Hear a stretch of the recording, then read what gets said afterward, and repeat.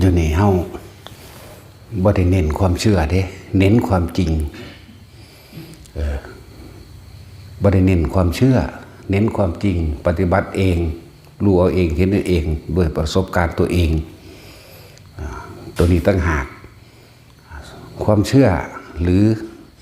วิชาความรู้ใดๆกระสร้างที่มีพระพุทธเจ้าพร่ำสอนตลอดทั้งภาษาวกพร่ำสอนพูดถูกพูดจริงตรงทั้งบุคคลที่เชื่อและไม่เชื่อกระช่างไม่ได้มีประโยชน์แล้วก็ไม่ได้มีความหมายสำหรับบุคคลที่ไม่ปฏิบัติเชื่อแต่ไม่ปฏิบัติก็บ่ได้เข้าถึงความจริงไม่เชื่อ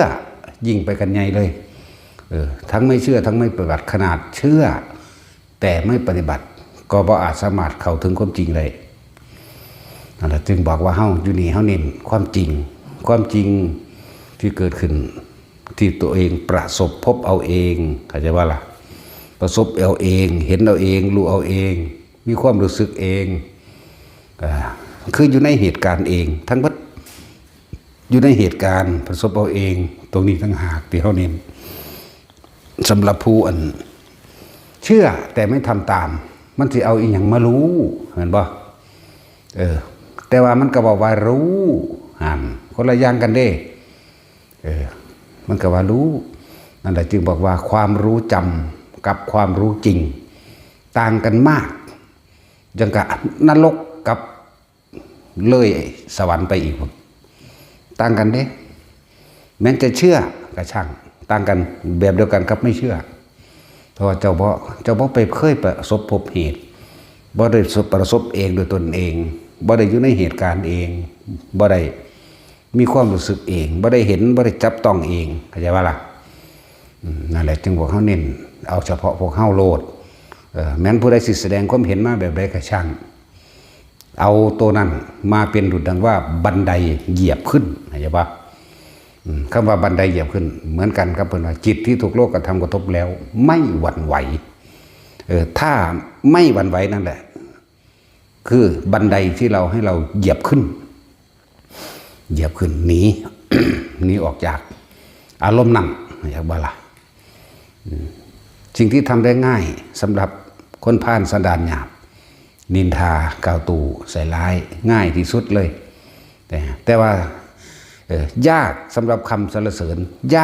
ากมากๆแม้กระทั่งความดีที่มันเห็นให้ตัวเองนะครับจึงบอกว่าหลายอย่างที่ค่อยแนะนำให้แต่ละคนเน้นการเข้าสู่เหตุการณ์ของเจ้าของเอง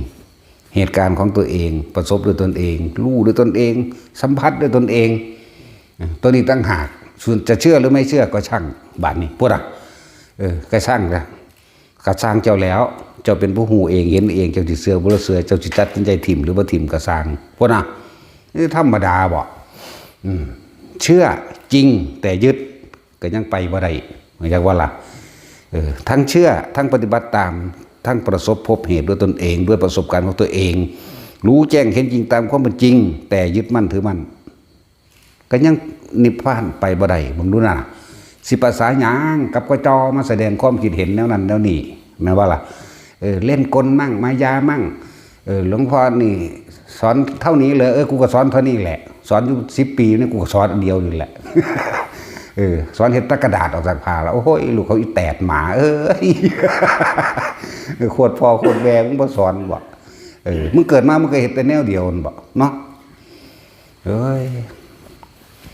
ปู่ย่ามึงก็แตดหมาคือกันตากับยายมึงก็แตดหมาคือกันนั่นแหละบ่เคยเห็นบ่เคยรู้จักกันแต่ว่าแสดงเหลือเกินเนาะบางคนก็ว่าโอ้ยเสียศาสนามึงก็มาบวชสอนเอาตัวลูกเขาอีหามาบวชแล้วก็มาสอนเราเองโอ้ยเสื่อมแน่ๆศาสนากูหลักหวงแหนเหลือเกินเนาะมาบวชเราสอนตัววันนี้แม่นบ่ซั่นเอาเถอะหน้ามึงมาบวชอย่าไปเว้าคือผู้นั้นเด้อให้เฮ็ดคือกูนี่ก็เว้าไปตัวเนาะแต่มึงย่านเสื่อมไปโอ้ยลูกเขาอีแตดหมา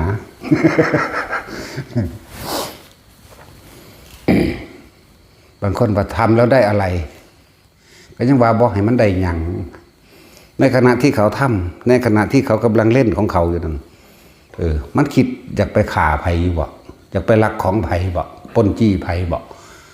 ความคิดของเขาบ่ได้แล่นไปในสิ่งที่เป็นอกุศลเด่นนั่นพวกเฮ็ดกระดาษออกจากผ้าเฮ็ดก้อนหินเฮ็ดปากกาเมจิกเฮ็ดขวดน้ำเฮ็ดยังออกอยู่นั่นนะเขาบ่ได้ไปมีความคิด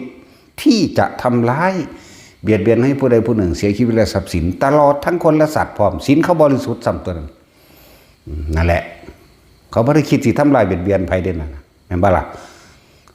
ไม่และก็ไม่ได้มีความคิดที่จะนินทาใครเลยคือลูกเขาอีแตกมานแหละเปลี่ยนศัพท์ใหม่เด้บาดโอ้ยลูกเขาอีห่ามาชีแมมึงนี่เนาะมึงเก่งทำไดมึงคือบ่มาสอนเองเนาะเอาแม่กับกูไผหูจักมึงเดี๋ยวนี้กูมันเปิดหน้าสู่เด้เนาะมันคือบ่เปิดหน้าสู่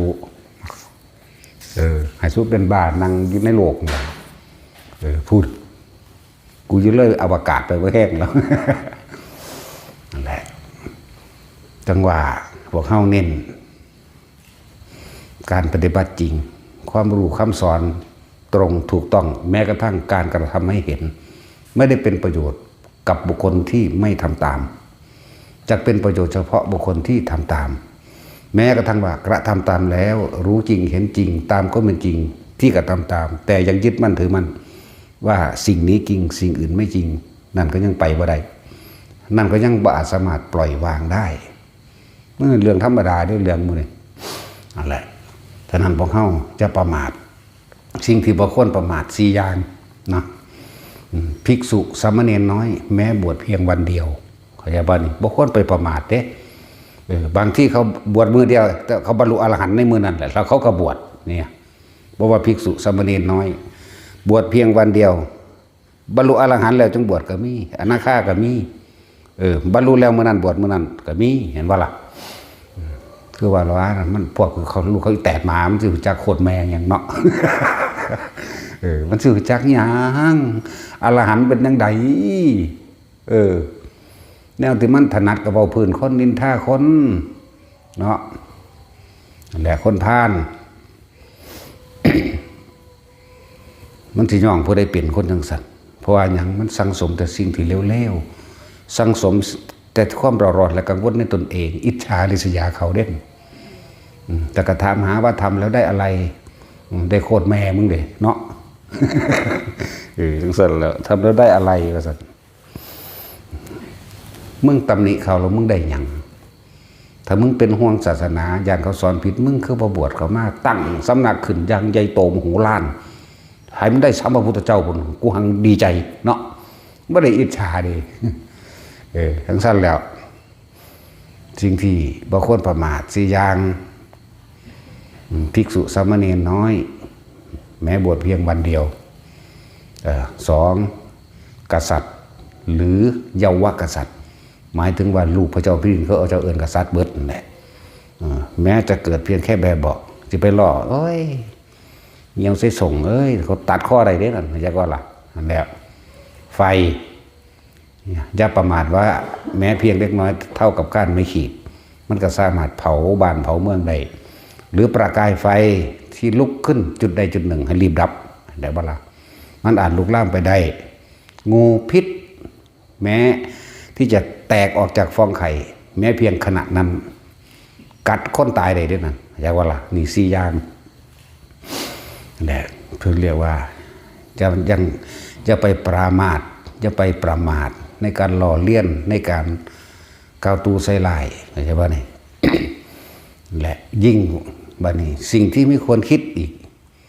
คือโลกอจินไตยเห็นป่ะล่ะวิสัยของพระโพธิสัตว์ผู้ได้รับรัฐพยากรแล้วย่อมสำเร็จฌานสมาบัติ8และผู้ที่ได้รับพุทธพยากรแล้วนี่ยิ่งเข้าสู่สังขารุเปกขายานจักไปก็ได้ไม่ไปก็ได้อีกผู้นั้นธรรมดาบ่แล้วก็สามารถทำอะไรได้แปลกๆซึ่งคนปุถุชนธรรมดาเห็นบ่ได้มันเป็นธรรมดาได้นั่นนะแล้วแม่นเพิ่งเริ่มต้นคิดกับสร้างจะไปประมาทเห็นหยัง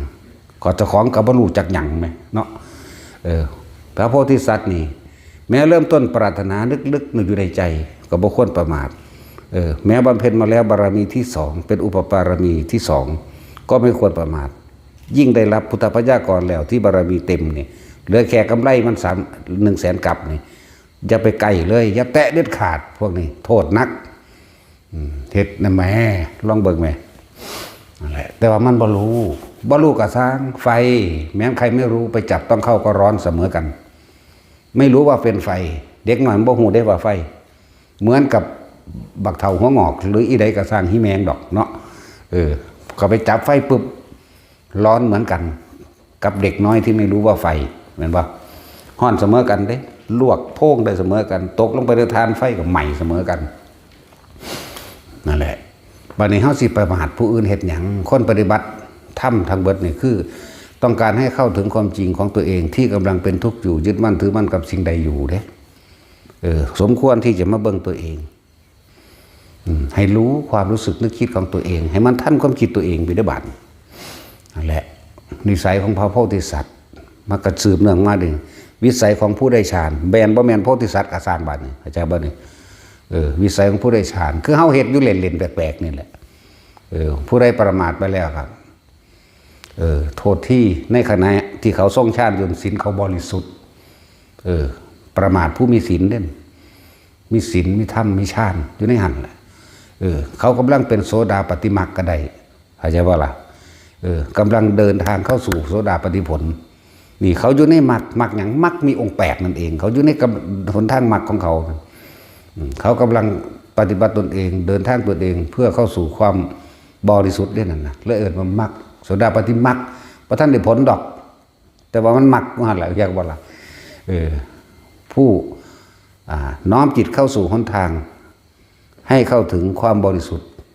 ด้วยโสดาปฏิมรรคทั้งสั้นแล้ววิสัยของผู้ใจชาญว่าแม่นพระพุทธเจ้าว่าแม่นพระอริยสาวกหรือว่าแม่นพระกตามเหมือนคนธรรมดาเขานี่แหละนี่วิสัยผู้ใจชาญจำเป็นยังได้แปลกๆเพราะฉะนั้นว่าอาจินไตยมันจัก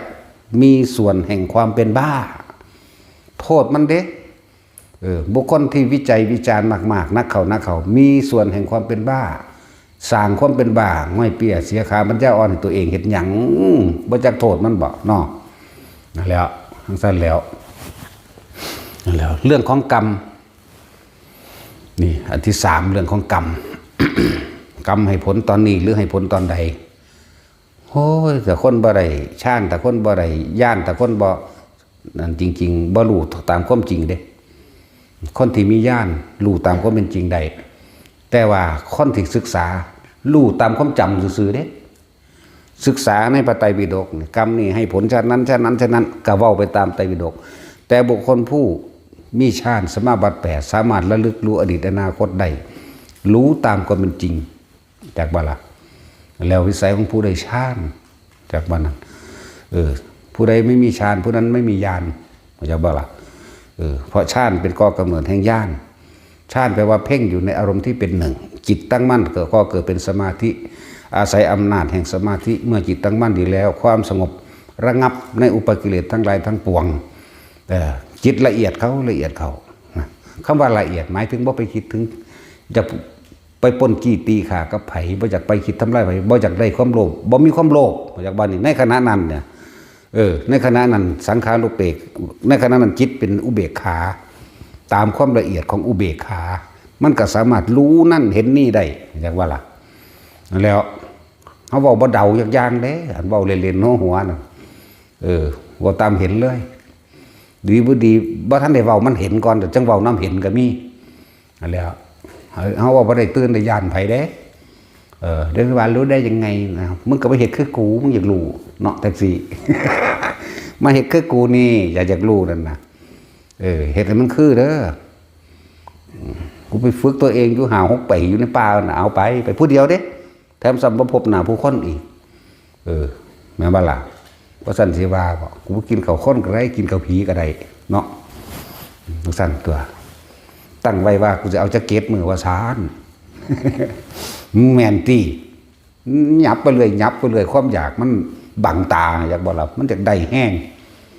ซั่นแหละ จังว่าสิ่งที่บ่คนประมาทกับ4อย่างแล้วก็โลกอจินไตย4อย่างเรื่องของโลกกำเนิดโลก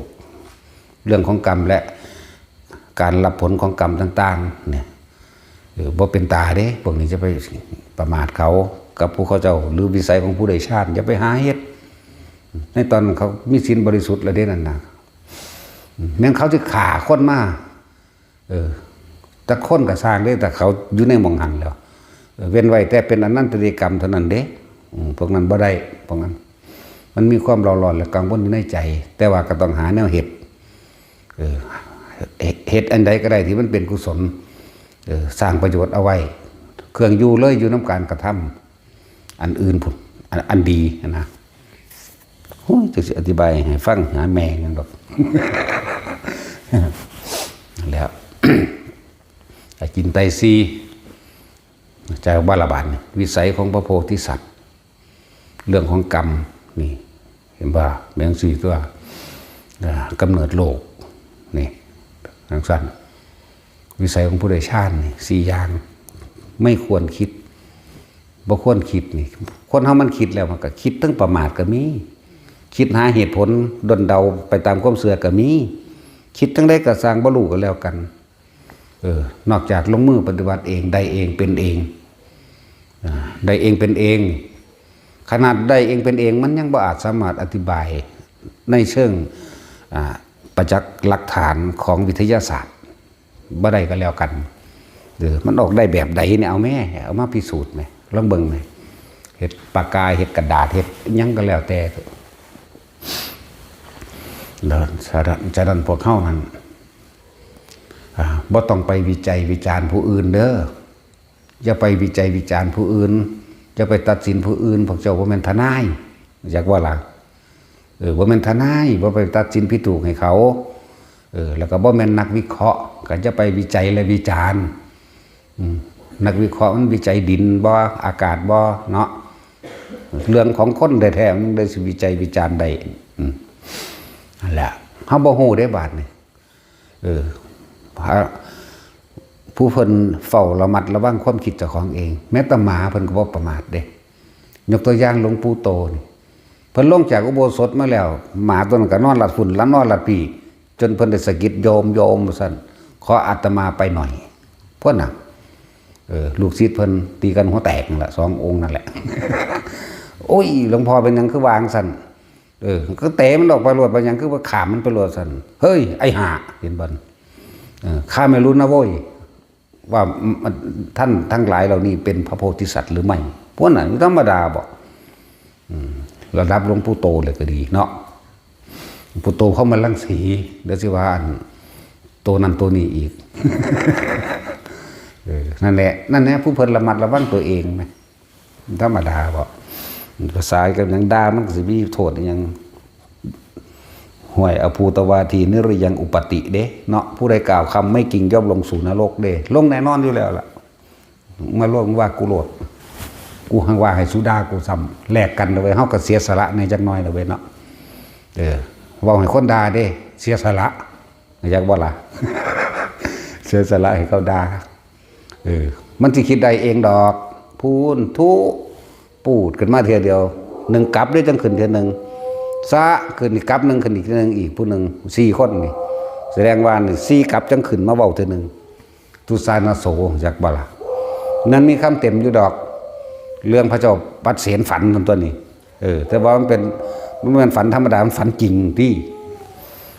ว่าบุพนิมิตของเพิ่นพระเจ้าปัดเสนแล้วไปถามพุทธเจ้าแล้วเว้าให้ฟังเว้าละเอียดพร้อมจักก็ล่ะนั่นแล้วเฮาบ่เว้าดอกคานเว้าแล้วตะหีแมงจะวางได้เลยเขาอีแตกหมาดาโลดยินดีเสมอเฮาบ่มักย่องเนาะเฮามักด่าเด้ดาโลดเดี๋ยวมึงสิจำได้เองดอกว่ามึงไปได้โทษตัวใดล่ะหลวงตาว่ามันจะของอย่างนี้ก็ต้องเสียสละกันมั่งสิวะเพิ่นว่าเนาะเสียสละผู้ใดด่าเพิ่นลงนรกเบิดปานนั้นยังไปนำเขาเอาขึ้นมาจากนรกอยู่เด้ขนาดเขาด่าก็เลยแล้วตัวลูกก็เมียเขาผู้พอเป็นตำรวจสร้างหลวงตาหลายมิตรดาแต่เอาเงินให้เมียกับลูกมาทำบุญยุ่นนะ นั่นแล้วเขาภาวนาไปแล้วไปเห็นพ่อเจ้าของตกนรกที่มันตายโอ้ยบ่ได้มาขอร้องมาขอนวอนให้หลวงตาไปซอยได้บัดปานนั้นยังไปซอยเขาอยู่ตีนทางมันหลบบ่เป็นเนาะกูเบิ่งเด้ กูเจ้าก็ลูกตุ่มไหม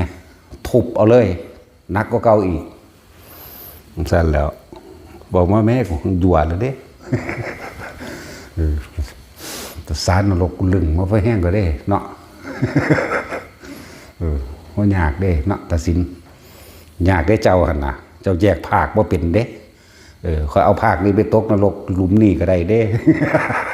เอาภาคนี่ไปเป็นนี่เอาภาคนี่เป็นนี่ก็ได้เด้ผมนึกเงินผู้ใดเด้แล้วเพราะว่าอย่างพระพุทธเจ้าเกิดมาต่อหลายล้านพระองค์แล้วแต่เขาเกิดกับพระพุทธเจ้าบวชเอหิภิกขุ3,584,392 พระองค์พระพุทธโคดมบ่ได้บวชแบบเอหิภิกขุแต่ว่าเกิดน้ำพระองค์ส่งเสริมและสนับสนุนเป็นหลักเป็นตัวค้ำประกันในพระพุทธเจ้าไปเห็นย้ำใดว่าได้นอนใช้หลังตีนพลวดธรรมดาบอกจังสี่กะกาเบาเด้เนาะโอ้ยคนบ่งจักน้ำกับตัวไปสั่นแหละมันเสืออยู่ผู้เสือเนาะผู้เสือกับสร้างเด้ ว่าแต่เห็นนอนใส่หลังตีนโดดเป็นสั่นตัวเอาหน้านี่ทูน้ำหลังตีนอยู่ไก่สบายตัวบ่ได้บวชน้ำแล้วบ่ได้นับเอานี่องค์ที่93บ่นับเอาแต่ก็ตัดออกเอาเฉพาะที่บวชเอหิภิกขุ3,500,000เป็น14,392พระพุทธเจ้าอันนี้เอาเท่าที่บวชนะแล้วที่ผ่านมากกว่านั้นเด้เป็นโกรธถ้าได้ล้านโกรธอีกเด้ว่ามันแค่นั้นเด้พระสันติวาบอกโอ้ยไล่ขึ้นหลังไปแม่80ประสงค์ไข่อยู่ บุญเริ่มต้นแรกตพะโมรีมิ่งรัตนโมรีสัมมาสัมพุทธเจ้าหุ่นไล่มาตะหุ่นแหละจะเป็นแบบนี้นะแล้วพอย้อนหลังจากน้อยน่านบ่แท็กซี่มึงว่ากูนี่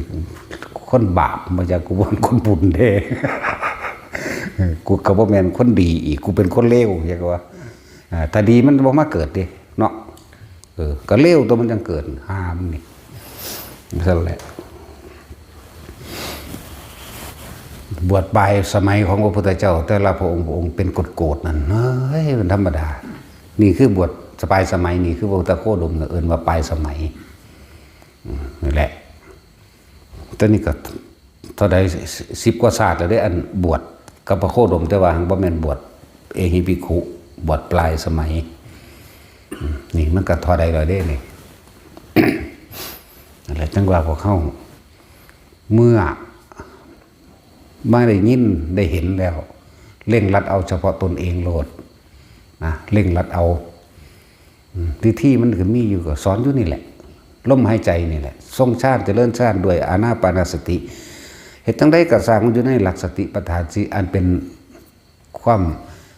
ง่ายแล้วก็รัดสั่นสามารถทำได้ทุกสถานที่ตลอดการทุกเมื่อทุกสถานที่แม้เจ้าสิทำงานอยู่แม้เจ้าสิกินข้าวอยู่อีหยังอยู่ก็สร้างถ้ามันฝึกไปแล้วมันเป็นหยังสิบ่ได้เว้นไว้แต่บ่ฝึกนั่นแหละจึงบอกว่าความรู้แม้ว่าจะเป็นความรู้จริงพูดถูกคำสอนละเอียดละออมากเพียงใดกระชั่งไม่ได้มีประโยชน์กับบุคคลที่ไม่ปฏิบัติตามเด้ไม่มีประโยชน์อย่างเลยแม้กระทั่งบุคคลที่เชื่อแต่ถ้าเขาไม่ทำตามก็ไร้ประโยชน์กับบุคคลที่เชื่อจะกล่าวไปยัย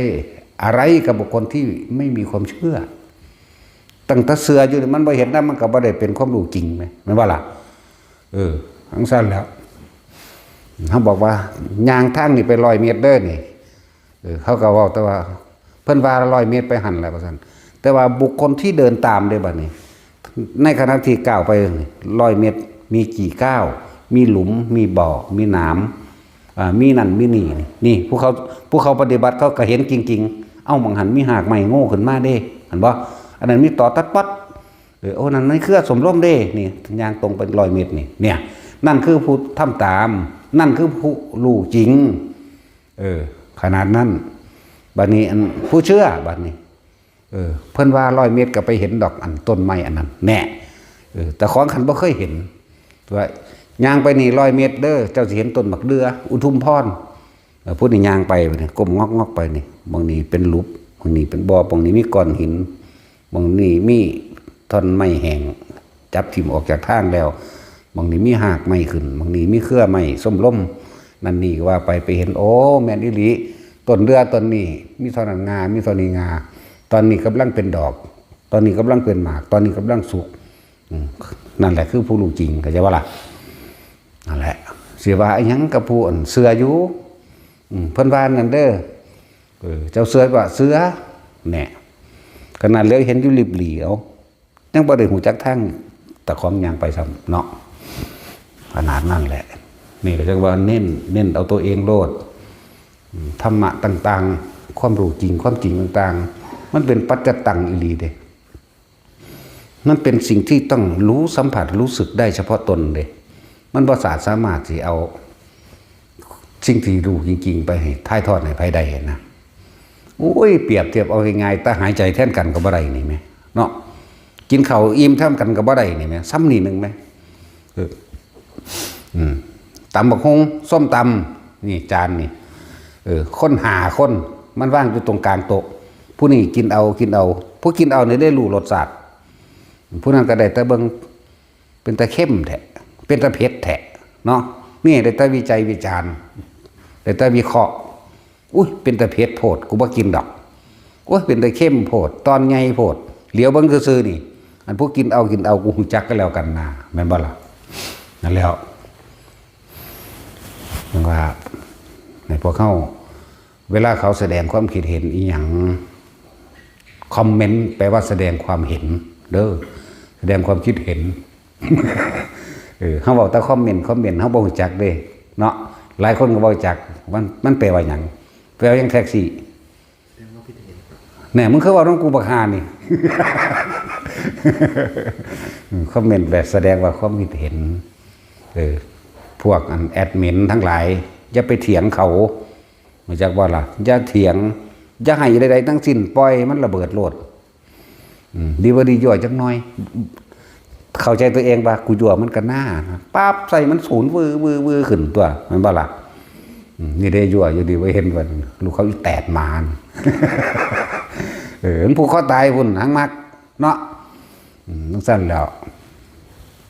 แต่เครียดก็ไปผูกคอตายตัวเนาะ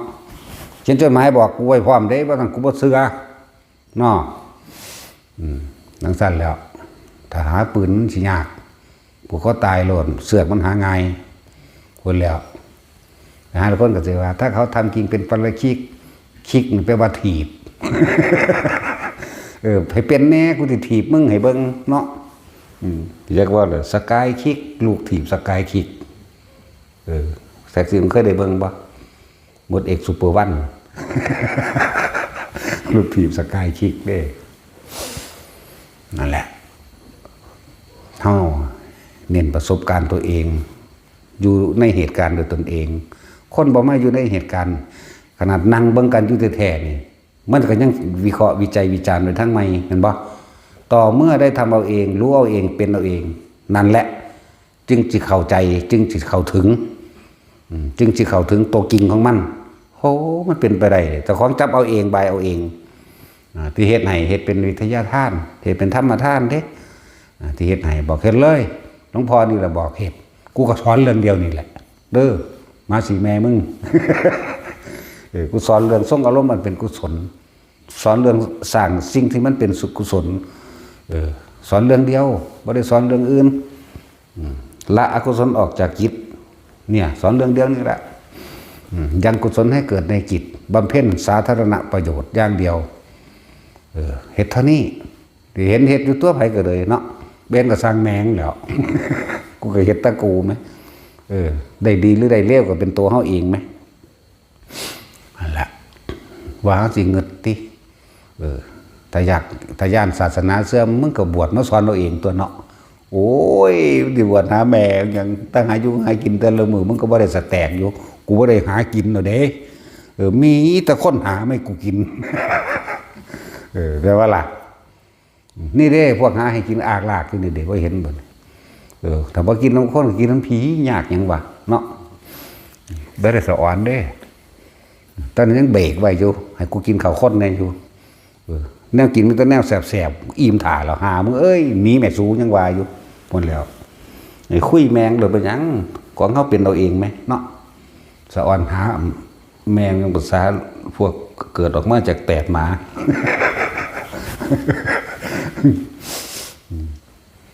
นั่นแล้วความละเอียดละออได้ทำโคตรบ่บวชบ่รู้ดอกแม้บวชมาแล้วบ่ศึกษาหมู่ภิกษุสงฆ์นักบวชนี่ก็เหมือนกันเด้อพระวินัยมีความละเอียดละออขนาดใดคนมันบ่ได้ศึกษาจริงๆมันบวชกระสร้าง10 ปี20 ปีกระสร้างถ้าบ่เข้าไปเนื้อหาข้างในจริงๆบ่รู้เด้ว่าความจริงแล้วมันมีเท่าใดในข้อห้ามข้อบัญญัติฮู้แต่ศีล227นิสัย4อาการนิจกิจ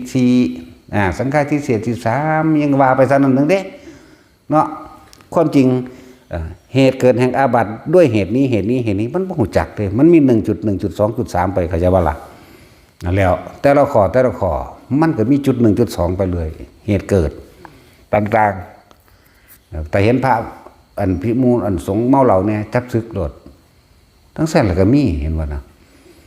โอ้ยสิเว้าตามลวกมันเป็นแค่ปาจิตตินึงเขาได้พลาดไปแล้วถ้าผู้ใดไปจับศึกอันนั้นแหละมึงได้ทำลายพุทธศาสนาเผาวัด100 วัดกับจับศึกภิกษุผู้มีความศรัทธาเขาจะว่านี่แต่ว่าได้พลาดพลั้งไปแล้วเนี่ยมีบาปนักยิ่งกว่าเผาวัด100 วัดชื่อไวโรดไผก็ดีอย่าไปยุ่งเถาะนั่นเป็นเรื่องข้อขาดบาดตายเพราะปานนั้นดอกยังก็ดีเนาะเบิ่งความละเอียดของมันตัวอ่านศึกษาเขาคักๆแล้วมันบ่เป็นตะแตะเด้ภากาสาวพัดเนี่ยอันเป็นธงชัยของพระอรหันต์มันจะไปคุ้มอยู่ใส่กระสังมันเป็นหยังแต่คนมันสร้างสมสิ่งเป็นกุศลไหมแม้กับเขารบน้อมไปโหลดเป็นหยังนั่นบ่ล่ะคนที่ตกอยู่ในที่วิกฤตตกอยู่ในที่ขับขันกล่าวคำว่านะโมพุทธัสสะก็ยังหลอดพ้นมาได้พุทโธก็ยังหลอดพ้นมาได้มันธรรมดาบ่นั่นแล้ว กล่าวคำว่าหรือนึกถึงพระสงฆ์องค์ใดองค์หนึ่งที่เขารบนับถือมันเพิ่นที่อรหันต์บ่หันก็สร้างเพิ่นเป็นหยังมันมีกาสาวพัดอยู่ในหันอยู่ไหมแม่นล่ะ นั่นแหละคือกษัตริย์พระราชาฉีเราเฮายามันขี้ข้านหากินพร้อมมันก็โกนหัวแล้วมันก็เอาผ้าเหลืองผ้ากาสาวพัดมาห่มแล้วมันก็ถือกระโปรงอันหนึ่งหาบิณฑบาตกษัตริย์ใส่บาตรเสมอจนเท่าตายไปสวรรค์เข้าใจป่ะล่ะบัดนี้ผู้ติดตามไปหูจักความจริงว่ามันบ่แม่นพระมาตัวบัดนี้เขายกให้ต่อของเป็นกษัตริย์ต่อพระกิ่งมาที่บัดนี้พระเจ้าพุทธเจ้าไม้อีหลีที่บาดเห็นบ่นี่ความเขาไปยึดเอาความบ่ปล่อยบ่ว่างความเสื่อตาเจ้าของเห็นอย่างวันนี้เสื่อตาเจ้าของเห็นว่าคนผู้นั้นบ่แม่นพระที่เราเมายาคนจีข้านบัดพระอรหันต์ตัวองค์จริงมาที่ก็ให้เสนาอมาตย์คนไปใส่คือกันแต่ในใจนี่เอาเฮาต้องถือเป็นประเภทนี้เห็นว่าล่ะกษัตริย์ต้องเป็นตัวอย่างนำคนทำบุญเนาะเดี๋ยวก็เฮ็ดไปแต่ว่าบ่มีความเสื่อเด้โอ้ยก็บักหานเก่าแหละมึงสิคิดไปหั่นเด้บาทกษัตริย์ผู้นี้ตายไปนรกทั้งที่ใส่บาทพระอรหันต์แท้ๆมึงรู้นั่นน่ะสั่นแหละเสนาอมาตย์อีกผู้หนึ่งมั่นใจได้บาดนึงเพราะว่าไปเห็นแล้วว่าองค์นั้นน่ะพอไปถึงที่รับตาคนเพิ่นแอบเหาะปุ่นไปภูเขาคันธมาศซุมื้อนั่นแล้วผู้นี้ก็ต่อมาบ่ฮู้ล่ะหันหรือบ่หันก็สร้างก็เฮ็ดเป็นพอมั่นใจได้บาดนี้นี่นั่นแหละมั่นใจว่านั่นพระอรหันต์แท้อันผู้อื่นๆมาหันบ่หันก็สร้างว่าแต่เห็นผ้ากาสาวพัดมาแม้นผูกอยู่ที่โคนต้นไม้เห็นว่าเขาเอาไปผูกไว้บวชต้นไม้กล่าวคำนะโมมั่งพุทโธมั่งนะโมพุทธัสสะมั่งนี่พอระลึกถึงพระอรหันต์องค์นั้นนั่นสั่นแหละขนาดเด็กหน่อยยังขอทานมันขอทานไม่ได้กิน มื้อนึงพวกเปรตเห็นว่ามันจะเป็นอาหารที่เปรตมันหากินของสกปรกอยู่แล้วเนาะเอามือไปแตะมันก็บ่เคยทำบุญตักเทื่อได้บักนั้นก็เลยบักขอท่านบักมันสิตายมันตกใจมันว่านะโมพุทธัสสะตัวนี้ก็มือออกทันทีเลยบอกมันกล่าวคำว่านะโมพุทธัสสะนั่นแหละเมื่อเปรตก็เป็นดุจดังว่าไฟหอนสะบัดตัวเองหนีไปพอดีมันก็ซอกตายคือกันไหม เมื่อก็ซอกตายเด้เปรตตัวนั้นไปใส่จากเปรตอยู่ดีๆตกนรกนั่นก็เปรตเด้นรกนี่อ้าวนั่นเห็นว่าล่ะแต่ว่าขอท่านไปใส่ดาวดึงต่างกันอยู่โอ้ยอันใดบ่แม่นเฮ็ดให้ครอบครัวเจ้าของเดือดร้อนเสียหายจักสิมาแสกแซงหาแมงหยังเนาะสังบ่เลยโตนครอบครัวเจ้าของแท้มีแต่ความชิบหายไว้ปวงไปที่หลังเลยเด่นถ้าหักผัวหักเมียหักลูกหักหลานพาเขาทำบุญทำทานพาเขาฟังธรรมตัวเนาะอันนี้สิพาเขาจมเฮ็ดหยังมันเรื่องง่ายๆเด้อแนวบ่นี่สิได้ยินสิได้ฟังสิเขาสิเอามาบอกมาสอนที่จริงมันมีหลายกว่านั้นอีกหลายกว่านั้นในเฮาบ่ทันได้ให้ผู้นั้นผู้นี้เฮ็ดซื่อๆหรอกตัวใหญ่มันถ้าเฮาเฮ็ดเองเบิ่งแน่ว่าเดี๋ยวฝุ่นบักใหญ่ก็สิมาเมียนเฮาคือกันเดี๋ยวสิได้ถีปาก เอาของจริงได้บ่ได้เนาะมันสิปั่นป่วนในขณะใหญ่แต่เอาพวกน้อยๆเฮ็ดไข่แดงเน้นหน่อยแน่พระหน่อยเน้นนุ่มเฮาเนี่ยเฮ็ดหอแมงเราสู้เรากูรับผิดชอบเอง เขาเฮ็ดได้อยู่ได้ล่ะของบ่ทันคล่องซื่อเฮ็ดได้อยู่สู้ก็เฮ็ดเล่นแต่อยู่ในสู่ซะก่อนมันคล่องคักๆซะก่อนว่างจิตเป็นอุเบกขามันได้ซะก่อนสามเณรปุถุชนฤทธิ์ก็บ่อึดเด้ผู้เขาเจ้าได้ฌานเด้เน้นอีหยังล่ะลืมมันล่ะหอไปเห็นผู้สาวอาบน้ำที่เข้าใจว่าล่ะเพิ่นหอไปด้วยอะไรจะไปไม่นี่เด้ผู้สาวก็ลังตักน้ำสางอาบอยู่นั่นมันป๋าตัวอาบตัวอีหานก็เลย จิตเพิ่นเกิดความกำหนัดวันไหวเพิ่นก็ล่วงลงเลยเด้แต่ว่าบ่เป็นหยังเด้เพราะองค์ชาติยังรักษาไว้อยู่แต่ว่าว่างจิตเป็นกลางบ่ได้มันเลยล่วงลงเข้าใจบ่ล่ะมันเลยหล่นลงแบบนี้ก็มีเพราะอันหยังถ้าสาคราหรือสังพระนาคิตะปราบพญานาคปราบนาคได้แล้วก็เมาเหล้าด้วยกันเขาเอาเหล้าให้กินแมงวันนั้นแหละของคนมันมักเนาะพระพุทธเจ้ายังบอกให้ลากไปสร้างสอนแล้วก็บรรลุธรรมคือเอาอยู่เด้อล่ะนั่นแหละฟังเบิ่งเปรียบเทียบเอาภาษาคตะปราบนาคโดยปกติเป็นคนมักกินเหล้าอยู่แล้ว แต่ว่าคนผู้นี้เพิ่นได้ฌานสมาบัติสามารถแสดงฤทธิ์ได้เด้เพิ่นกะเขาถามว่าพระคุณเจ้ามักหยังว่าซั่นมักอันนาเมืองแดงคือตีนนกพิราบหั่นนะว่าเด้บอกเป็นเนื้ออยากให้เขาก็ฮู้ว่าเรามัก มักผลไม้จังซี่นะก็กินมาเมาที่บัดนี้กองแอกแลกอยู่บ่ทันได้ออกวิทย์บ้านคักสมัยปูนพระพุทธเจ้าเสด็จมาจากในวังมาเทศน์ละก็เลยบอกโอ้ยลากมันมาเนี่ยเพิ่นก็ยังลากเอาไปไปหอดระวังกลางเดินวัดเพิ่นก็สอนเอาตะกี้เธอเก่งกาจยิ่งใหญ่มีคนเคารพศรัทธา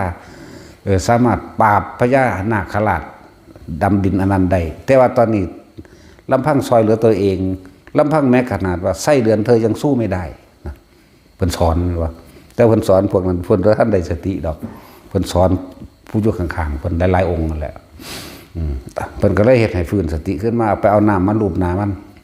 ลูบหน้าเฮ็ดนั่นนี่ฟื้นขึ้นมาเพิ่นก็ด่าเอาสันติแน่เพิ่นคือบ่ให้สึกเนาะแต่คนซุมื้อนี่เช็คหลดซิกพอซิกแมงว่าลูกเขาสันดานมานี่เนาะ เขาก็มีศรัทธาในศาสนาอยู่บางที่นั่นน่ะบางคนเอาเฉพาะบางคนมันก็บ่แม่นโดยทั่วไปเห็นบ่ล่ะมันสิตั้งใจกินแท้มันก็เป็นแค่ปาจิตตินึงได้ล่ะตั้งใจกินกูเฮ็ดตั้งแต่กูอดบ่ได้ แต่ว่าศรัทธากูเต็มที่อยู่กูพยายามสิปฏิบัติอยู่ให้ลังแต่กูก็อดบ่ได้แหมนั่นแหละบาปก็ทำลายวัดลอยวัดเอาเถอะคือว่าละวันบ่เห็นมันสิเว้าตามมันก็สิเว้าไปตามเจ้าของบ่ฮู้จักความละเอียดละอ่อนนี่ขอธรรมขอวินัยแต่ละอันโอ้ย จากนักเพิ่นก็ยังปรับมาหาเบาหานั่นหานี่ไล่ลงมาเรื่อยไล่ลงมาเรื่อยแต่ว่าก็เป็นอยู่ในหันจนว่าหาข้อแล้วก็แสดงความบริสุทธิ์ใจตัวเองก็แสดงอาบัติกับพระอาวุโสหรือบ่อาวุโสก็แสดงไปหันแหละอย่าว่าล่ะตัวแสดงกับบอกบริสุทธิ์นะมันบ่แสดงกับบอกบริสุทธิ์แต่อยู่ผู้เดียวมันต้องมีในหันแหละก็สารภาพตัวเองตัวนั้นผู้ศึกษาละเอียดเอาอริยวินัยไปศึกษาเบิ่งได้ไปอย่างเนาะมีอยู่ในหันแล้วแต่ว่าอันพวกบวชไม่นึงแจกกันหรือยังนะแจกกันเดินก็เป็นเครื่องอยู่กับการศึกษาพระวินัยอยู่กับการศึกษาพระธรรมคำสอนธรรมบทต่างๆอภิธรรมต่างๆก็อยู่ไปโดยแล้วแต่ทรงอารมณ์เป็นกุศลเบิดนี่แหละสิ่งเฮาสอนเฉพาะทรงอารมณ์เป็นกุศลจักว่าล่ะกูก็สอนเดียวนี่แหละมันเต็มที่ของมันแล้วมันต้องไปดอกนิพพานเนาะนั่นแหละมันจะพึ่งไปบอกเอายอดมันเถอะ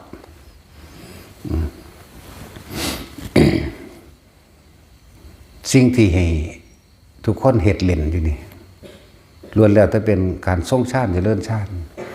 เฮ็ดไปเฮ็ดมามันทางสิเข้าไปถึงเองดอกอัปปนาฌานอัปปนาสมาธิเป็นจังใดปัญญาเกิดในฌานเป็นแบบใดปัญญาเกิดในสมาธิเป็นแบบใดเมื่อถึงเวลาเต็มที่ของมันเข้าเองของมันเป็นเองของมันเด้มันเป็นหน้าเองของมันเด้เฮาเป็นผู้รู้ผู้ดูอยู่เฉยๆนึงได้บาดตอนนี้ก็เล่นไปก่อนเฮ็ดกระดาษแล้วก็พามั่งเอาตะปูมั่งนั่นนี่โอ้ยผู้ใดมันเว้าดูเฮ็ดไปเข้าเสียบหัวใจมันพุ่นหน้าเฮ็ดได้เด้ล่ะสิบอกให้เด้อเฮ็ดได้แต่ว่าพวกนั้นชำนาญละคักแล้วเด้เฮ็ดเข้าก็ได้เฮ็ดออกก็ได้เด้พวกนี้นั่นแหละวิสัยของผู้ได้ฌานบ่สมควรสิไปประมาทเฮ็ดได้อยู่หากว่าแม่นไสยศาสตร์แต่ว่าเป็นอำนาจจิตอย่างว่าล่ะโอ้ยแหน่จักหน่อยก็ได้ตัวหานมีผู้มึนๆเฮ็ดนี่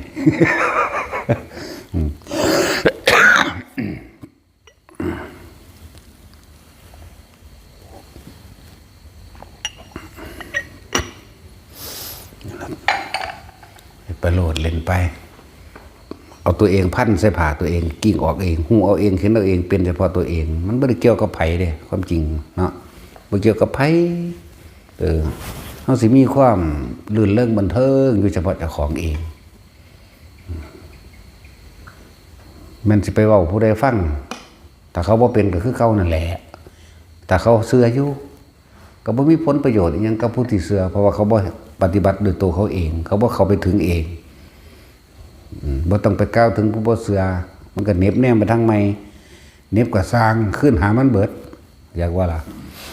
ในขณะที่พวกเขากำลังเล่นกระดาษออกจากผ้าเฮ็ดก้อนหินเฮ็ดปากกาเมจิกเฮ็ดขวดน้ำหรือเฮ็ดกองที่ใหญ่ขึ้นอยู่ขณะนั้นศีลบริสุทธิ์แล้วอย่าว่าความคิดในขณะนั้นบ่มีการคิดที่จะทำลายเบียดเบียนให้ผู้ใดผู้หนึ่งเสียชีวิตและทรัพย์สินตลอดทั้งคนและสัตว์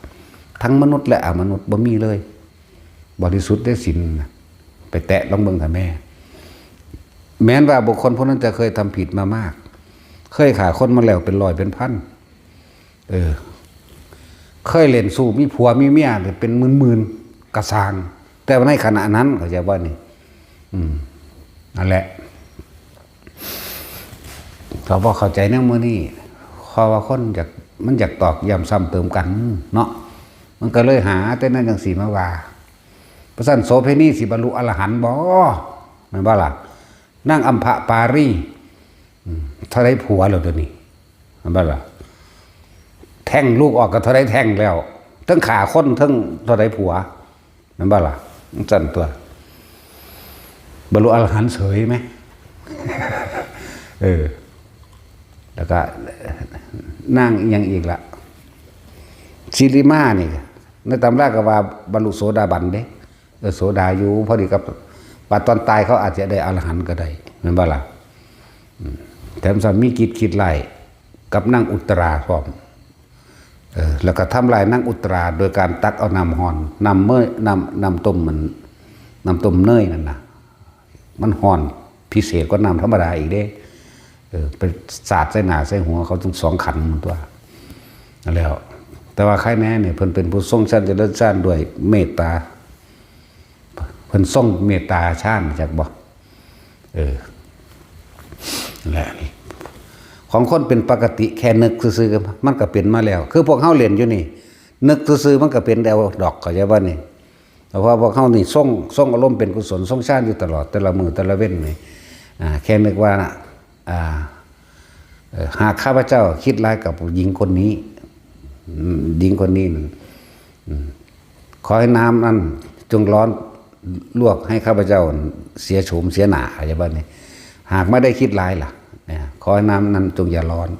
และนางหญิงคนนี้อย่าให้มีอันตรายใดๆอีกผู้น่ะอวยพรเขาพร้อมเลยบ่เรื่องสั่นดิเขาก็เทใส่หัว2 เทื่อเหมือนนะก็บ่ฮ้อนนะนั่นแหละยังว่ากำลังชาติที่บอกว่ามันสิรักษาเฮาเองอยู่นี่นะพากันมั่นใจนั่นเลยเว้ยคนที่ประสบอุบัติเหตุรอดออกมาได้เพราะว่ากำลังชาติกำลังสมาบัติตัวเองที่ตัวเองสะสมไว้สมาบัติก็คือสมบัติอันเป็นกุศลนั่นเองคำว่าสมาบัตินะเป็นเครื่องห่อหุ้มเราเอาไว้เป็นบุญญาลิศก็ว่านั่นแหละหลายคนอยู่ได้แหละที่ลดซ่อนลดปีนลดความลดยังก็แล้วแต่เถอะรอดเห็นบ่ล่ะเสียหายตั้งแต่เฉพาะทรัพย์สมบัติอันนั้นเพราะตะเลินนึงหรอกนะเนาะนั่นแล้วถึงว่าเฮ็ดไปเถอะเฮ็ดเด่นเป็นผลดีแก่เฮาเองในความคิดของเฮาบ่ได้ไปคิดร้ายกับไผบ่ได้ไปอิจฉาริษยาไผเมื่อสร้างสมกำลังนี่กำลังของชาตินี่ตั้งมันขึ้นเกิดกลายเป็นสมาธิอย่างบ่ล่ะเมื่อเป็นสมาธิจิตมันตั้งมันขึ้นมันก็บ่ค่อยหวั่นไหวได้บัดนี้อยากว่าล่ะมันบ่ค่อยหวั่นไหวแล้วเป็นชั้น1 2 3 4เป็นคณิกะสมาธิอุปจารสมาธิมั่งจนถึงเขาจะอัปปนาสมาธิหรืออัปปนาฌานตัวนี้เขาเอาเองดอกเฮาบ่ได้บังคับมันสิเป็นของมันเองเริ่มต้นแรกก็คือเฮาเฮ็ดเล่นๆอยู่จังซี่ล่ะจักบ่เฮ็ดไปเฮ็ดมาเฮ็ดไปเฮ็ดมาเฮ็ดไปเมื่อมันเต็มแล้วมันเข้าเองเป็นเองเด้เฮาเลยมีหน้าที่รู้ดูอยู่เฉยๆคือคนเข้าฌานถ้าสิเปรียบเทียบเวลาเฮานอนนี่เฮาบ่ได้จับแต่ของใดเด้ว่าเฮาสินอนหลับตอนใดนอนไปเรื่อยหลับไปเองถ้าจับได้เรื่อยจับหลับจับได้เรื่อยเป็นหมื่นครั้งจับได้บัดนี้สามารถชำนาญได้เฮาแต่เฮ็ดมานี่เป็นแสนเป็นล้านครั้งเด้บ่ได้มาหากะเฮ็ดเดี๋ยวนี้เด้เอาจนว่านั่นแหละคือเราทำว่าเฮาสอนแต่อย่างเดียวสอนอย่างเดียวแม่มึงบ่ฟังกูบอกกรรมฐาน40อย่าง50อย่างของกูสอนอยู่นี่เนาะและทุกกรรมฐานล้วนแล้วแต่เป็นการส่งอารมณ์เป็นกุศลเบิดตัวนั่นแล้วจักบ่กูนอกตำราอยู่เด้ ในตำรามี40กรรมฐาน40เนาะอนุสติ10แม่นบ่แล้วก็อสุภะ10แล้วก็กสิณ10เนาะรูปฌาน4อรูปฌาน4อาหารเรปฏิกุลสัญญา1เป็น40ก็จะว่านี่จะเมตตาพรหมวิหารนำ40อย่างนี่บัดเฮาเลยเถิดไปอีกเด้สั้นงักดึงเอาอาการปิติขององค์ฌานแต่ละอย่างมาใส่ประโยชน์ได้บัดนี้มันก็เลยนอกตำราตัวนั้นน่ะนั่นแล้วคือถ้าการสอนบอกแต่อานาปานสติก็รู้ว่าลมหายใจเข้าออกเหนือลมหายใจเข้าออกมีอีกบ่มียังอีกจักสิมีอาการปิติบ่มันก็ตอบได้บักคานี่ก็เลยโอ้ยโง่คักเนาะบ่แม่นแค่รู้แต่ลมหายใจเข้าออกเลยนั่นไปอีกมันก็มี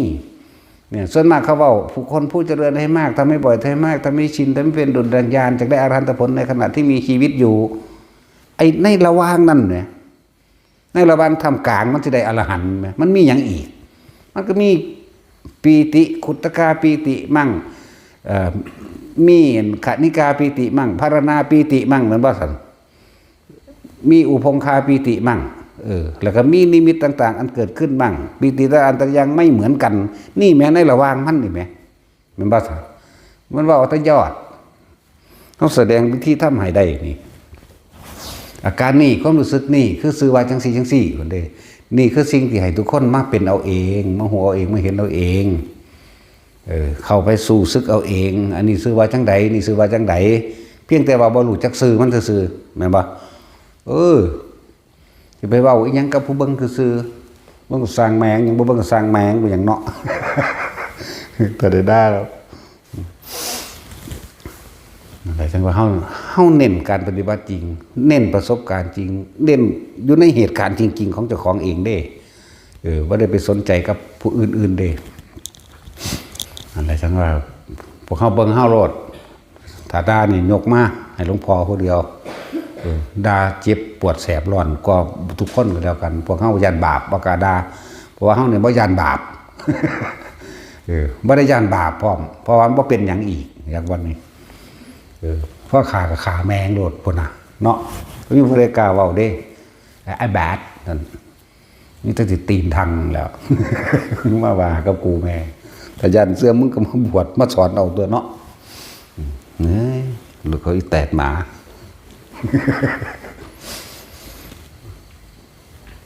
วันนี้ทุกคนที่ฝึกมาอยู่เรื่อยสิ่งที่ตัวเองต้องพิสูจน์ตัวเองคืออารมณ์เฮาสิฝึกแบบใดก็สร้างมาแบบใดก็ตามจิตที่ถูกโลกกระทำกระทบแล้วนี่หวั่นไหวมากหวั่นไหวน้อย หรือไม่หวั่นไหวมันก็ต้องหวั่นไหวเป็นธรรมดาแหละเนาะมันท่านนี่เป็นอรหันต์ไหมเนาะหวั่นไหวมากหวั่นไหวน้อย หรือไม่หวั่นไหวเริ่มต้นแรกมันก็หวั่นไหวมากอยู่ธรรมดาเวลาความคิดเห็นมันบ่ตรงกันเนาะบัดนี้เริ่มฝึกไปเรื่อยในระดับขั้นกลางมากหวั่นไหวน้อยตัวเวลาความคิดเห็นบ่ตรงกันมันจะว่างของมันทางเถอะเจอเรื่องนักๆศูนย์จะเข้าอยู่น่าความเห็นบ่ตรงกันจนถึงที่สุดก็เริ่มทันตัวหวั่นไหวน้อยเรียกว่ารู้ที่แรกก็รู้ตามรู้เท่าท่านอารมณ์เจ้าของรู้ตามโอ้กลับมาลมไหมอยู่พอสำนีตัวดูตามไปตามมาเดี๋ยวก็รู้ทันที่มาปฏิบัติทั้งเบิดนี่บ่ให้ได้หยังบ่ให้เป็นหยังเด้นี่คือสวนสรุปมันเนื่องจากว่าสรุปแล้วคือไม่ได้อะไรเลยการทำสมาธิทั้งเบิดการสร้างบุญกุศลทั้งเบิดไม่ได้อะไรเลยแล้วก็ไม่เป็นอะไรเลยอีกนี่เบิดมั่งสรุปมันแต่ว่าที่แรกก็อยากได้สะก้อนอยากเป็นสะก้อนคือกันเหมือนว่าล่ะคือเขาถามว่าถ้าไม่ได้อะไรเลยไม่เป็นเลยจะปฏิบัติทำไมบาสัตนั่นคือคนบ่ปฏิบัติเพราะจำเป็นต้องตอบก็ได้ปฏิบัติหาแม่มึงระวังสิก็ได้ ได้อะไรได้แตกหนาหรือเขาอีหามึงโดด สะอ่อนบ่เดี๋ยวนี้มันไม่ได้สะอ่อนเด้ละเหตุไปเฮารู้มันเป็นปัจจตังคำว่าปัจจตังคือรู้ได้เฉพาะตนเด็กสิมึงเอาอันเมจิกออกจากผาได้แล้วมันบอกได้แล้วเอาเข่าผาได้บ่บัดมึงอธิบายมึงด้วยเหตุจังใดมันคือเข่าใดมันคือออกได้อธิบายไม่เอากูเองก็ยังอธิบายบ่ได้เดี๋ยวมันเข่ามันออกก็แค่เข้าก็แค่ออกก็จบจากบ้านนี้ได้จังได้ก็สร้างหิแม่มันตัวบาด ก็กูเฮ็ดได้แล้วก็แล้วตัวเนาะโอ้เนี่ยบัดนี้ผู้นั้นผู้นี้เฮ็ดมันเป็นเหมือนกันมันบ่แย่งกันเด้เป็นเหมือนกันรู้เหมือนกันเข้าใจว่าล่ะมันขัดแย้งกันอยู่บอกมันบ่ขัดกันได้ล่ะตอนเฮ็ดเป็นใหม่ๆนี่อัศจรรย์เนาะโอ้ยจักเฮ็ดได้จังใดดีใจดีใจคือเด็กน้อยได้ของเล่นใหม่นั่นแหละ หาวเอาอยู่สั่นเอาขยันมันเพียรนั่นแหละกุศลเกิดแล้วศรัทธาเกิดแล้วก็เริ่มมีกำลังขึ้นจากวันเฮาสามารถพิสูจน์ต่างๆด้วยตัวเฮาเองเขาจะว่าเฮาอยู่ในเหตุการณ์ของเฮาเองประสบการณ์เฮาเองพิสูจน์ด้วยตัวเฮาเองนี่ตั้งหาความรู้จริงบ่ได้เกี่ยวบ่เอาผู้อื่นมาตัดสินเด้ใครสิให้ค่าหรือด้อยค่าเป็นเรื่องของเขานั่นแหละคือความรู้สึกเขานั่นแหละภูมิจิตภูมิธรรมเขาเป็นแบบนั้นธรรมต่ำหรือธรรมสูงหรืออกุศลธรรมตัวนั้นนะที่เขามาตัดสินแนวบดีก็เป็นเรื่องของเขาอีกถ้าผู้ใดตัดสินบดีก็เป็นกุศลธรรมเขาแน่แต่แค่นั้นนึงได้ล่ะคือมีอย่างว่าพ่อสิแล้วขับเขาหรอกแกเป็นหัวซ่ามันจักว่าคำว่าแล้วขับเขาปนปลาก็ยังกินกับเขาอิ่มอยู่ ตัวคำนินท่าเนี่ยทำนินท่าโลดเพราะว่ายังเขาสิเห็นเป็นบันไดเหยียบ คำด่าคำนินทาต่างๆนั่นแหละคือบันไดที่ดีที่สุดแต่ว่าล่ะมันกระเทือนแห้งส่วนบันไดนิ่มๆนั่นนะคือบันไดคำสรรเสริญคำยองเด้จักว่าล่ะเอาดีๆเด้อนั่นแหละคำยองสรรเสริญเปรียบดูดังวายาพิษเด้อคำนินทาคือไฟมันทกออกเร็วๆอยู่ดอกตัวนั้นแหละเคลือบตัวยกย่องตัวสรรเสริญตัวเห็นตรงกันเห็นตรงหรือไม่ตรงก็ช่างได้เฮารู้ว่าอันใดควรอันใดบ่ควรอันใดจริงบ่ได้จริงเฮาก็รู้ในเฮาสิ่งสำคัญคือไม่ยึดมั่นถือมั่นบ่ถือเป็นจริงจักอย่างจากบัดนี้คือบ่ยึดนั่นเองรู้ได้เห็นได้เฮ็ดได้ทุกอย่างแต่ก็ซื่อๆอยู่คือบ่เข้าไปยึดเอาแต่ว่าบุคคลผู้ใดสนใจเฮาก็แนะให้ถ้าบ่สนใจอย่าไปอธิบายเด้เสียเวลาไม่ใช่ว่าล่ะเวลานี่มีค่าคืออย่างเด้เวลาพวกเขานั่นแล้วแต่เขานั่นแหละใช่ป่ะเฮาเฮ็ดสิ่งต่างๆออกตอนแรกเฮ็ดซื้อคนออกจากผาเฮ็ดภพภูมิออกจากผามันก็อัศจรรย์แล้วเนาะในระดับหนึ่งตื่นเต้นแล้วเด้ต่อมาไม่เฮ็ดปากกาออกไม่เฮ็ดแม่กีกออกใหญ่ขึ้นออกตื่นเต้นกว่าเก่าอีกบัดเฮ็ดออกแล้วพากันเฮ็ดเข่าเบิ่งดูบัดนี้เฮ็ดเข่าแล้วตื่นเต้นก็เฮ็ดออกอีกมันแปลกบ่ล่ะตื่นไม่ไปเรื่อยเล่นไปเล่นมาเบื่อเด้เบื่อแบบบ่แม่นเบื่อแบบนั้นแบบธรรมดาเรียกว่ามันเบื่อเอาเองโดยบ่ได้แม่นเบื่อคือผัวกับเมียผิดกันเด้หังบ่ปากันจักเทื่อเนาะแต่ผิดกันก็เบื่อมึงเด้เบื่อตั้งแต่มันบ่ได้ดังใจมันบ่เฮ็ดนำมันบ่เฮ็ดนำที่อยากได้เนาะตั้มทาบทืบเฮือนไปหังบ่ปากันจักเทื่อแต่ว่าเบื่อเนาะแต่ว่าเบื่อก็ปากันเอาผู้ใหม่ตัว มันเบื่อบ่กิ้งอันนั้นก็เบื่อบ่กิ้งอีกก็จะเอาเลยตัวถ้าเบื่อกิ้งๆมั้ยแม่นบ่ล่ะก็จะเอาเลยตัวต้องเบื่อก็เบื่อไปเลยเห็นโทษเขาจะว่าเบื่อตัวนั้นมันก็เลยย่างกันแต่ของเล่นของเฮาเล่นไปเล่นมากอ่ะทิ่มเองดอกเฮ็ดไปเฮ็ดมามันเป็นเช่นนั้นมันก็เป็นของมันแบบนั้นแหละแล้วก็แล้วปฏิเฮ็ดเจ้าของออกจากผาให้มันได้ทั้งสิอัศจรรย์ก็เก่าอีก เฮ็ดเจ้าของออกได้แล้วเฮ็ดเจ้าของเข้าได้พร้อมเด้อเห็นบ่ที่ว่านั่นมันไปฟุกแล้วไดเจ้าของออกจากห้องมาได้ห้องมันล็อกหน้าต่างไว้เบิดได้บาดนี่ดูซื่อๆมันก็บะออกมาได้เอ้าแม่บ่นี่กูสิเข้าไปได้จังได นั่นแหละเฮ็ดไปเฮ็ดมามันสิเป็นเอาเองดอกไปก็ดีเล่นไปเถอะบาดมันไปเองแล้วเฮาสิจับจุดมันได้เองดอกสิ่งทั้งหลายเหล่านี้สามารถเป็นประโยชน์สามารถซอยคนได้เฮาปรากฏกายไปอยู่บังหันบังนี้ได้อาจจะว่าระบาดแต่ว่าเริ่มต้นแรกนี่วิธีทำนี่สอนวิธีทำสำหรับเฮาเฮ็ดมาเนี่ยเฮาฝึกกสิณแจกบ่บ้านนี้พวกนี้สิบ่ว่ามีเวลาไปฝึกกสิณดอกเฮาฝึกกสิณนั่นเฮาเฮ็ดตัดดวงกสิณสีเขียวสีเหลืองสีแดงกสิณไฟ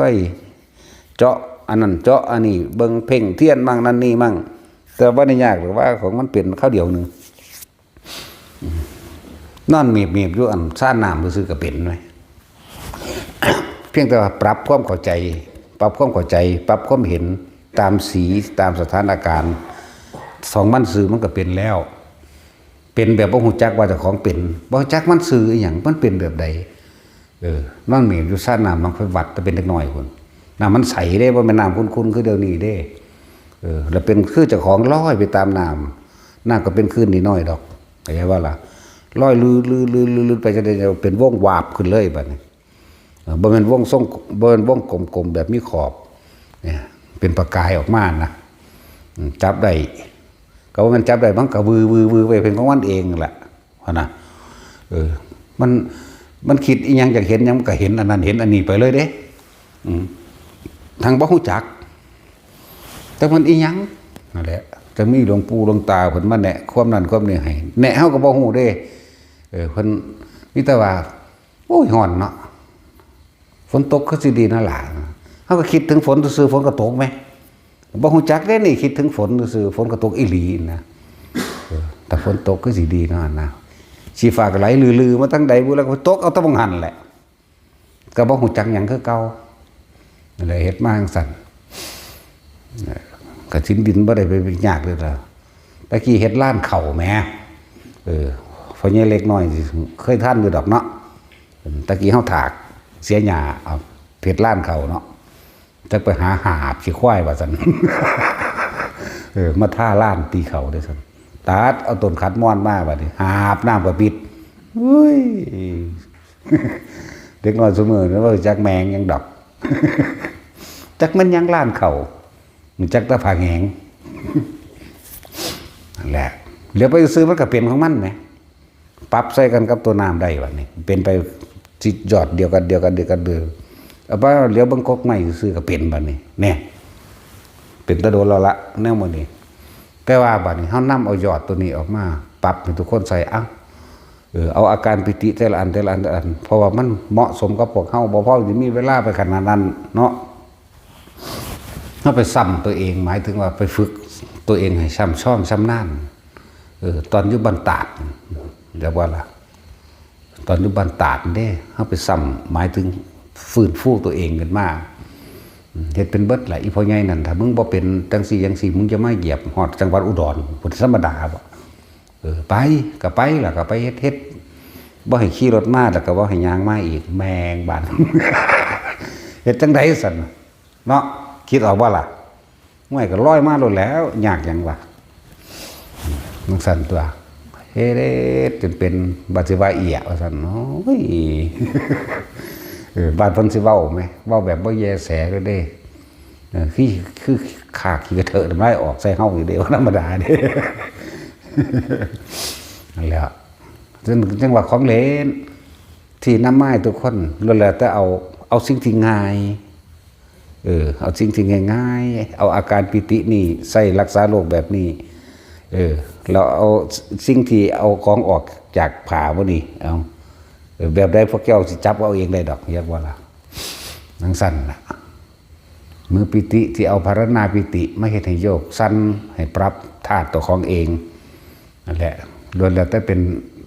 ผลอันเกิดจากสมาบัติของมันเองดอกปรับธาตุรักษาโรคยังก็ว่าไปหรือปิติต่างๆบางคนก็อาจจะมีเห็นอย่างแปลกๆเข้าใจว่าล่ะก็ถ้าสิไปตัวนั้นสิอาโลกาสินังเห็นบ่ล่ะคือแสงสว่างเห็นบ่ล่ะแต่ว่าอันนี้เฮ็ดไปซื่อๆมันเห็นดอกเนาะสั่นตัว